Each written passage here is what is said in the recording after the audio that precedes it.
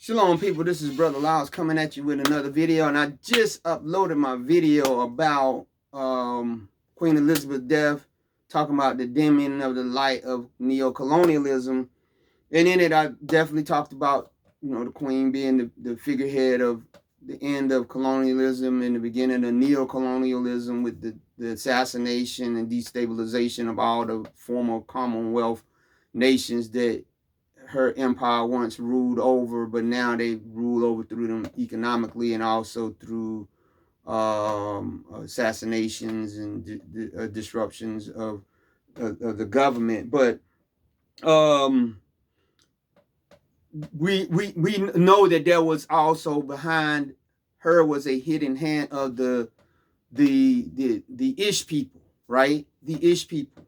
Everyone knows that the city of London, right, which is the economic head of the New World Order, is London, the city of London. Within London, there is a thing called the City of London.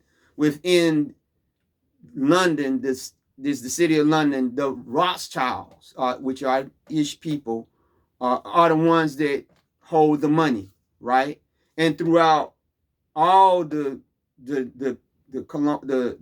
nations that were involved in the slave trade and were involved in colonialism and neo-colonialism, it is the Ish people that are the money changers. They're the ones that have the money. They're the ones that control.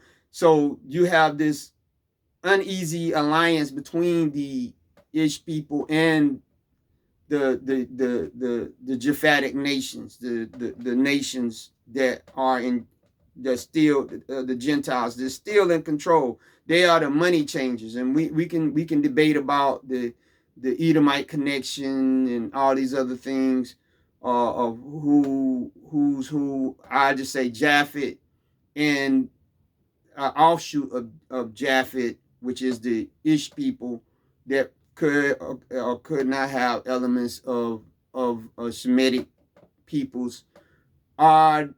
They are the ones that control the purse. So it was kind of, to me, when I read this headline of this article, this is going to be a very short video, but I just thought it was very hypocritical.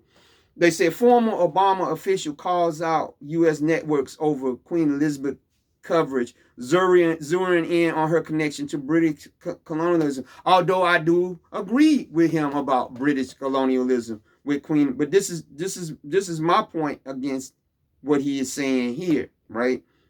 It said Richard Stiegel, who is, one of the people, an ex-Obama official, called out U.S. networks for their heavy coverage of Queen Elizabeth's death. He said, "There's a weakness in American character that still yearns for the age of emergency privilege, meaning the monarchy." He's saying that Americans, why you still have this fascination with the Victorian age and all these other kinds of things? Because America never got over the slavery, at least we could say in the South, age. You can remember, what's that? He used to be, he was a Republican. He was over the Senate. He was over the Senate. His name was, he the one that was decrying the end of the Strom Thurmond era. If I told you the guy name, but he was like, oh, I yearn for those days of Strom Thurmond and the Dixiecrats and all these other things. And they called him out over it because America still has this own thing with the antebellum age and as with Trump, the making America great again. But that I digress. Okay, it says Stiegel also zeroed in on Queen Elizabeth's ties to British colonialism. The problem I have again is that during this time, they were the money changers. During the time of Queen Victoria, her prime minister was a man whose last name was Israel. Do you understand what I'm saying? So here's one of the men of that line of people trying to call out the American media for saying something about Queen Elizabeth and her reign was so beautiful or whatever, which they should. I don't have, but what I'm calling out is this hypocrisy that they won't allow, because the media is ran by them, of course. they won't let them call them out on the fact that they're the ones that help control the money. They're the ones that were some of the controlling things of these Virginia company, of which the Queen was part of that, right? Or at least her ancestors was part of that, that invested money in America and these different colonies. And even when they pulled out, they still hold major portions of stocks in these different countries, in these former colonial nations, just like AIG. A lot of people didn't know that AIG stuff that happened back with the house. AIG started out as a British insurance company that was tied to slavery. You understand what I'm saying? So this, when who you think was running these things? Who was running the Lloyds of London insurance of slaves for the crown? It was their people. So now he has the nerve to say something about, it's like they say the pot calling the kettle black. He's saying, what's this with America getting into this worship of the royals, and they know how oppressive the royals was, and colonialism and all this. Why are y'all fantasizing about this? Why? Which again, I totally agree with him.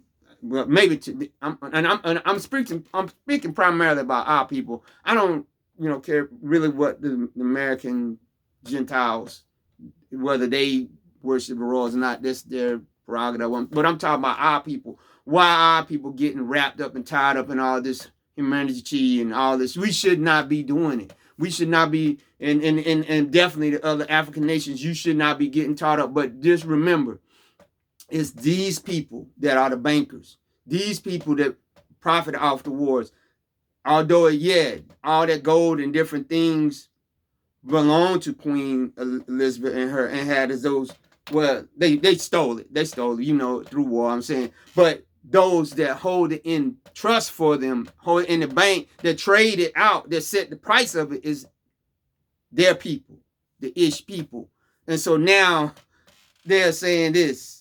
You understand? But this goes back to the fact that I said the woman is being burnt with fire. They don't need England. They set up the monarchy of England with a woman and being the head of it through Victoria for a reason. Just like with Catholicism and all these things, that it was built on Marianism worship, Astaroth, Baal, Astaroth, right? But now Baal is coming back into view. Astaroth's time is going off. Baal, the bull horn, the beast is getting ready to throw her off. He don't need her anymore. So this is what you're going to start seeing. You watch when this new prime minister that England got, named Truss, whatever her name is. Don't be surprised if the country dissolve into utter chaos real quick. Real quick. Don't be surprised. Don't be surprised with what you're going to start seeing here in America, right? Especially now you see this thing of the elections that's coming up, right? For the Democrats, what's going to happen, right?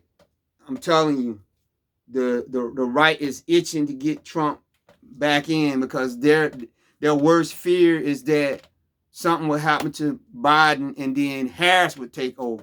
They have a fear. And I'm going to tell you, if I'm going to just be honest with you, if some people talking about Biden going to pass away in office, you better hope that he don't. Because if Harris or Pelosi try to take, it's going to be every man for himself. The right, the far right, and the right, the middle, all that going to go crazy.